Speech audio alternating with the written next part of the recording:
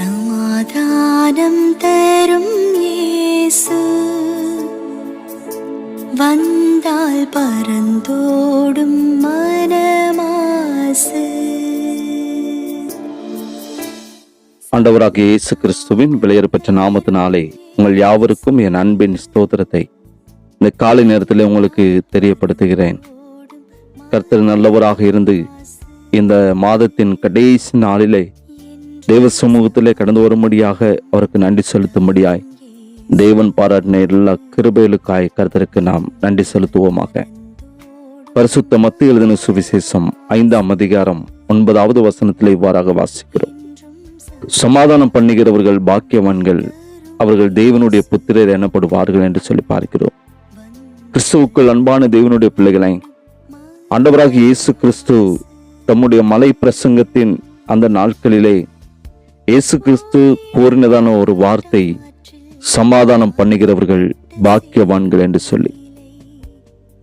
நாட்களில் நாம் பார்க்கிறதான பொழுது இந்த உலகத்திலே வாழ்ந்து கொண்டிருக்கிற ஒவ்வொரு மனிதருடைய வாழ்க்கையிலும் சமாதானம் இல்லை, சந்தோஷம் இல்லை, நிம்மதி இல்லை, ஆறுதல் இல்லை.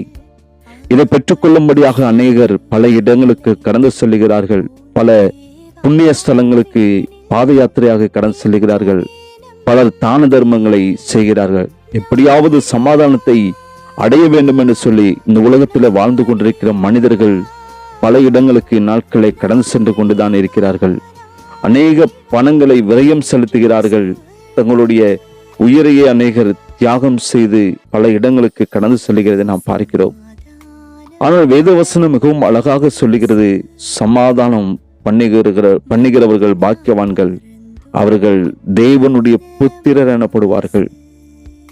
யாருக்கு சமாதானம் கிடைக்கும் என்று சொல்லி மிகவும் அழகாக பரிசுத்த வேதாகமும் நமக்கு சொல்லுகிறது.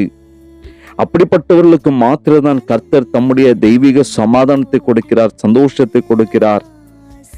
சங்கீதக்காரர் மிகவும் அழகாக சொல்லுகிறார்,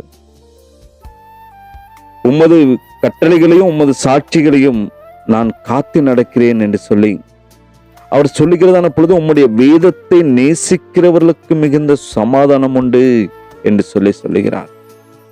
எனக்கு அன்பான தேவனுடைய பிள்ளைகளை, கர்த்தர் தம்முடைய பிள்ளைகளுக்கு தம்முடைய வார்த்தையை கொடுத்திருக்கிறார். அந்த வார்த்தையை நேசிக்க வேண்டும் என்று கர்த்தர் சொல்லுகிறார்.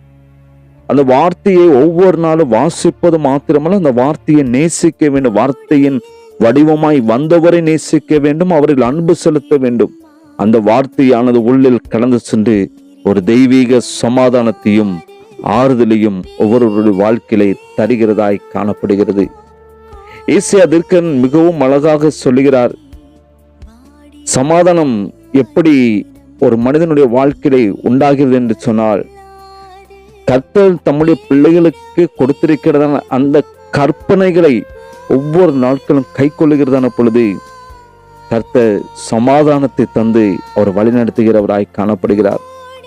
ரோம நிருபத்திலே நாம் வாசிக்கிறதான பொழுது இங்கே பார்க்கிறோம், எவன் ஒருவன் நன்மை செய்கிறானோ அவனுக்கு கர்த்தர் சமாதானத்தை கொடுக்கிறார். இந்த பூமியிலே நாம் மாத்திரம் சந்தோஷமாக சமாதானமாக இருப்பது மாத்திரமல்ல, கர்த்தர் நமக்கு கொடுத்ததான ஆசீர்வாதங்களை மற்றுள்ளவர்களுக்கு நாம் கொடுக்க வேண்டும். அவர்கள் அப்படிப்பட்டவர்களுக்கு நாம் நன்மை செய்ய வேண்டும். அதன் மூலமாய் கர்த்தர் நமக்கு ஒரு தெய்வீக சமாதானத்தை தருகிறவராய் காணப்படுகிறார். பிலிப்பியருக்கு எழுதின நிருபத்திலே நாம் வாசிக்கிறதான பொழுது, கர்த்தரை ஒரு மனுஷன் எப்பொழுதும் துதிக்கிறவனாக, ஸ்தோத்திரிக்கிறவனாய், மகிமைப்படுத்துகிறவனாய் காணப்படுகிறதான பொழுது கர்த்தர் ஒரு தெய்வீக சமாதானத்தை உள்ளத்திலே கொடுக்கிறார். யார் ஒருவர் தெய்வ சமூகத்திலே கடந்து வந்து தேவனை எப்பொழுதும் துதிக்கிறார்களோ, தேவ சமூகத்தில் காத்திருந்து அவருடைய நாமத்தை மகிமைப்படுத்துகிறார்களோ, சகல விதமான காரியங்களையும் கவலைகளையும் துக்கங்களையும் வேதனைகளையும் மாற்றி வைத்து விட்டு அதை தெய்வ சமூகத்திலே அர்ப்பணித்து விட்டு கர்த்தரை துதி ஸ்தோத்திரத்தினால் கூடிய ஜெபத்தினால் வேண்டுதனாலும் கர்த்தரை மகிமைப்படுத்துகிறார்களோ, அவர்களுக்கு கர்த்தர் எல்லா புத்திக்கும் மேலான தெய்வீக சமாதானத்தை கொடுத்து வழி நடத்துகிறவராய் காணப்படுகிறார். மிகவும் வேதவசனம் மிகவும் அழகாக சொல்லுகிறது, கர்த்தர் தம்முடைய பிள்ளைகளுக்கு கர்த்தர் சமாதானத்தை கொடுக்கிறார். யார் கர்த்தருடைய பிள்ளைகளாய் காணப்படுகிறார்களோ, கர்த்தரை அதிகமாக நேசிக்கிறார்களோ, அவர்களுக்கு கர்த்தர் நம்முடைய சமாதானத்தை கொடுக்கிறார். சங்கீதக்காரர் தாவீது மிகவும் அழகாக சொல்லுகிறார், கர்த்தர் தமது ஜனத்திற்கு பலன் கொடுப்பார், கர்த்தர் தமது ஜனத்திற்கு சமாதானம் அருளி அவர்கள் ஆசீர்வதிப்பார். நம்முடைய பிள்ளைகளுக்கு, கர்த்தரால் தெரிந்து கொள்ளப்பட்டவர்களுக்கு, கர்த்தரால் நேசிக்கப்பட்டவர்களுக்கு, கர்த்தருக்கென்று வாழ்ந்து கொண்டிருக்கிற பிள்ளைகளுக்கு, கர்த்தருக்கென்று தங்கள் வாழ்க்கையை அர்ப்பணித்தவர்களுக்கு கர்த்தர் தெய்வீக சமாதானத்தை கொடுத்து அவர் ஆசீர்வதிக்கிறார்.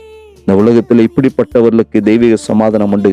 இந்த உலகத்திலே வாழ்ந்து கொண்டிருக்கிற மனிதர்கள் இந்த சமாதானத்துக்காக ஒரு சில மணிக்கூறுகளுக்காக பல இடங்களுக்கு கடந்து செல்கிறார்கள். அவ்வளவு நேரம் தான் அவர்களுக்கு அந்த சமாதானம் நிலைத்திருக்கிறது. பிற்பாடு வாழ்க்கையில நிம்மதியை இழந்து போய் கண்ணீரோடும் கவலையோடும் வேதனையோடும் துக்கத்தோடும் தான் அவர்கள் திரும்பி கடந்து வருகிறார்கள். ஆனால் என் நேசருடைய சமாதானம் ஒரு மனிதனுடைய வாழ்க்கையில காணப்படுகிறது என்று சொன்னால், என் நேசருடைய தெய்வீக அன்பை அறிந்து கொண்டான் என்று சொன்னால், உன்னுடைய வாழ்க்கையில நித்தியமாய் நிலைத்திருக்கிற அந்த தெய்வீக சமாதானம் உன்னுடைய வாழ்நாள் முழுவதும் அவனுடைய வாழ்க்கையில நிலைத்திருக்கும். இந்த சமாதானத்தை பெற்றுக்கொள்ள முடியாய், இந்த சந்தோஷத்தை பெற்றுக்கொள்ள முடியாக தெய்வ சமூகத்துல நம்மை அர்ப்பணிப்போம். ஒவ்வொரு நாள் வேதத்தை நேசிக்கிறவர்களாய், அவரை மாத்திரம் நம்பி அவரை தஞ்சமாய் கொண்டவர்களாக, அவருடைய கர்த்தருடைய கற்பனைகளை ஒவ்வொரு நாட்களும் கை கொள்ளுகிறவர்களாக, மற்றுள்ளவர்களுக்கு நன்மை செய்கிறவர்களாக, எப்பொழுதும் கர்த்தரை துதிக்கிறவர்களாக, நாம் செபிக்கிறவர்களாக, நாம் ஒவ்வொரு நாட்களும் கர்த்தருடைய பிள்ளைகளாய் மாறுவது நிமித்தமாக கர்த்தர் நமக்கு சமாதானத்தை தருகிறார். ஆண்டவரே, இந்த சமாதானம் எனக்கு வேண்டும் என்று சொல்லி யார் ஒருவர் வாஞ்சிக்கிறீர்களோ அவர்களுக்கு கர்த்தர் இந்த சமாதானத்தை தருகிறார். செபிக்கலாமா? நேசிக்கிற அன்பின் நல்ல தகப்பனே, ஆசீர்வதிக்கப்பட்டதான் இந்த காலை வேலைக்காக நாங்கள் நமக்கு நன்றி செலுத்துகிறாப்பா. சமாதானத்தை இழந்து போய், சந்தோஷத்தை இழந்து போய், நிம்மதி இழந்து போய், ஆறுதல் இழந்து போய் தவிக்கிற தம்முடைய பிள்ளைகளை கர்த்தர் கண்ணோக்கி பார்ப்பீராக. சமாதானம் பண்ணுகிறவர்கள் பாக்கியவான்கள், அவர்கள் தேவனுடைய புத்திரர் எனப்படுவார்கள் என்று சொல்லி இந்த வசனம் சொல்லுகிறபடி அந்த தெய்வீக சமாதானத்தை அடைந்தவர்களாய், இந்த பாக்கியவான்களாய் மாற்றப்பட தகப்பனை ஒவ்வொருவருக்கு நீங்க கிருபை செய்யும்படியா நாங்கள் ஜெபிக்கிறோம்.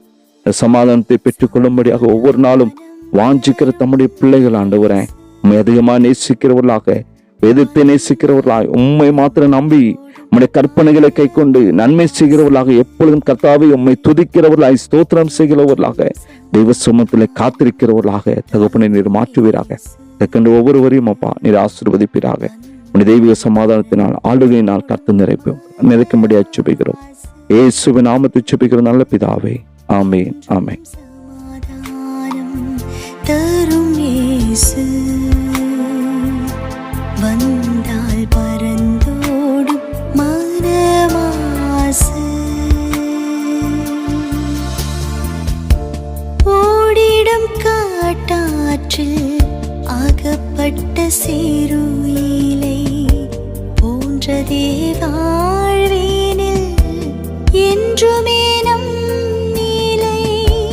ஓடிடும் காட்டாற்றில் அகப்பட்ட